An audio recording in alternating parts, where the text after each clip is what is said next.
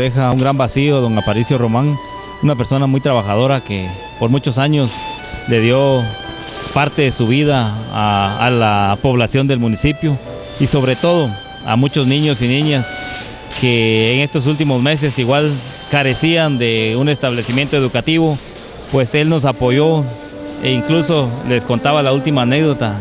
de cómo los niños de una comunidad nos decían cuándo viene el señor que echa chispas, y era porque él en su oportunidad pues estuvo soldando la parte del techo y los niños observaban cómo pues al momento de estar soldando pues emitían chispas la soldadura.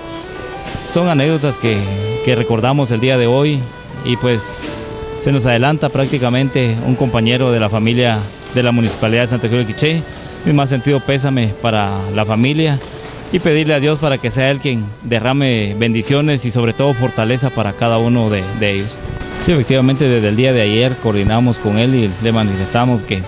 ya era tiempo que se tomaran acciones, pero sobre todo que lo que más nosotros exigíamos eran resultados. El día de hoy igual él lo manifestó que está enfocado prácticamente al 100% en solventar, solucionar y aclarar esta situación.